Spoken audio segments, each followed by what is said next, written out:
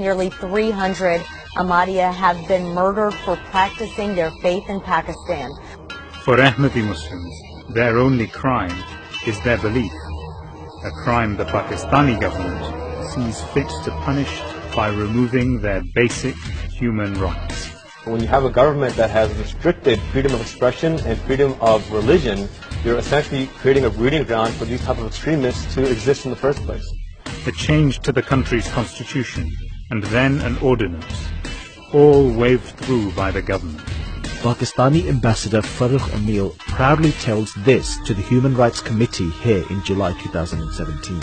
The Ahmadiyyas have, under Article 20 of the Constitution, all rights as citizens of Pakistan, including to profess their religious beliefs without discrimination. And these are the rights the Ahmadi Muslims enjoy. And this is how they are able to practice their religion freely. In Pakistan today, the tranquility of Friday prayers was shattered by gunfire and explosives. The targets were members of a minority sect, the Ahmadis. They were sprayed with bullets as they prayed. Nearly 100 others were killed when two packed mosques of the minority Ahmadi sect were stormed by militants. These pictures were filmed by a man using his mobile phone as he hid under a heap of dead bodies. Their killing spree lasted for 2 hours. It left nearly 100 worshippers dead.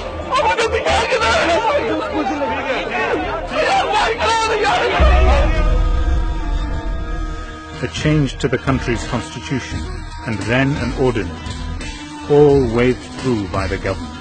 Don't dare pray like a Muslim. Don't even call yourself a Muslim. How dare you call that a mosque? If we Ahmadi Muslims stand up and said the greeting of peace, Assalamu alaikum, that was a crime punishable by death. 3 years in jail. The crime? Posing as a Muslim and violating the country's infamous blasphemy laws. Justice has been served, but that's not enough. The 4 walls of a prison are too good for them. There have been statements from clerics declaring Ahmadis non-Muslims and deserving of death. Many Pakistanis agree. Kill members of Ahmadiyya, wherever they are.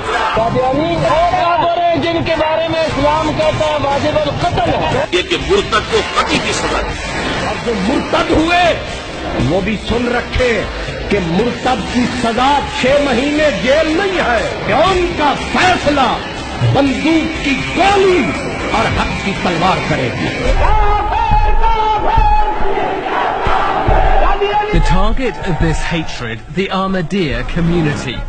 The Ahmadiyyas have, under Article 20 of the Constitution, all rights as citizens of Pakistan, including to profess their religious beliefs without discrimination.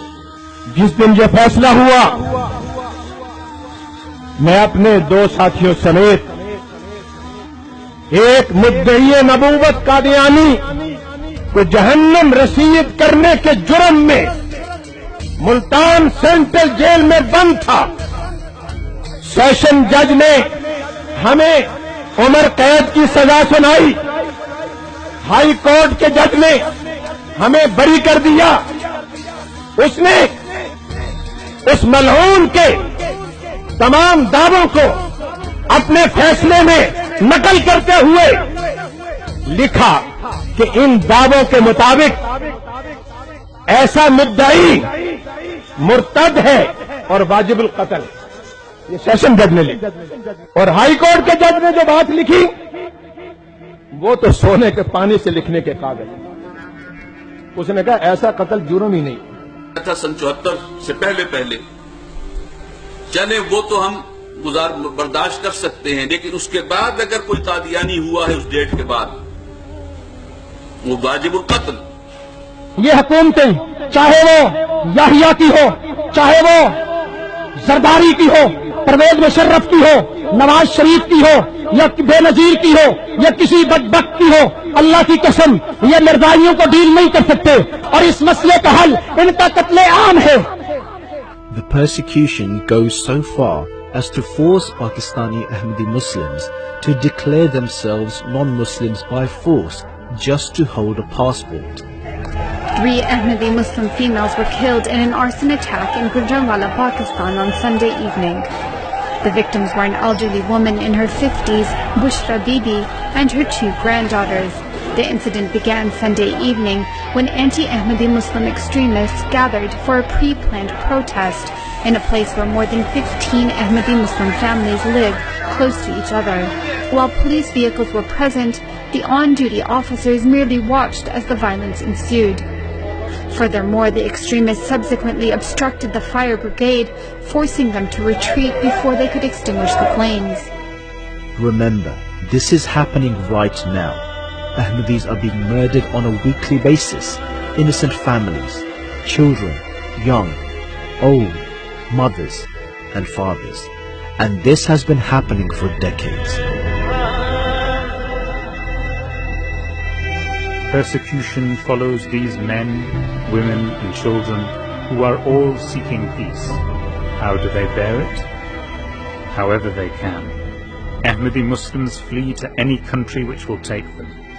For that little peace and safety a human deserves. And they have integrated, contributed and served their new homes well. Free to be a Muslim, a citizen, a person. But even that has been short-lived. The Indonesian government's Religious Affairs Ministry issued a decree in 2008 banning Ahmadiyya from publicly practicing and spreading their faith. In this exclusive ABC footage, members of Indonesia's peak Islamic body can be seen planning with military and police intelligence officers to take over an Ahmadiyya mosque southwest of Jakarta.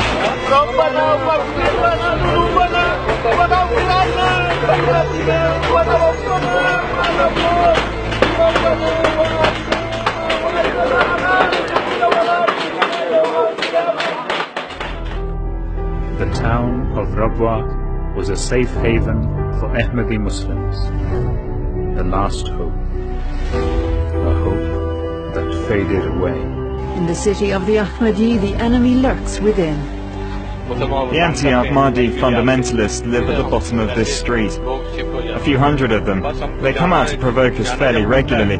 They chant slogans against the Ahmadi. When that happens, we have to hide in our homes. Well, he was murdered for his faith, gunned down in front of his own family. A cardiologist, 50-year-old Kamar, was in the city of Rabwa to volunteer at the Tahir Heart Institute. He leaves Ohio, he's a cardiologist, he wants to help Pakistanis, he goes there, he volunteers his free time, and he's gunned down in front of his wife and 3-year-old little boy.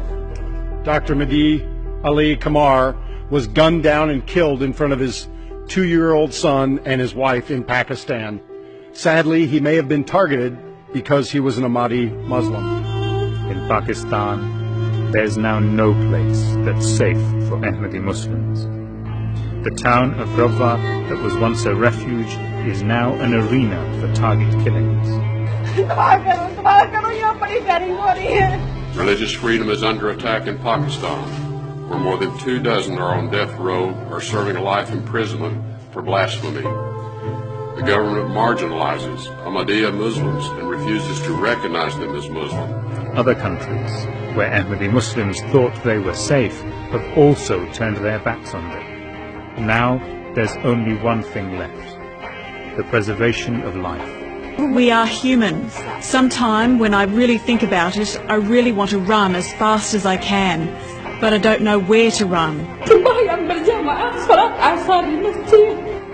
The extremist element that grew out of Pakistan is growing alarmingly around the world and is no longer just targeting Ahmadis. Everyone is now a target. If evil is to triumph, then conditions now are better than ever. If this extremist element is not controlled, then no one is safe. As for the Ahmadi Muslims fleeing for their lives, they are in desperate need of a home. If hope lies in good men, then don't let this hope flicker away.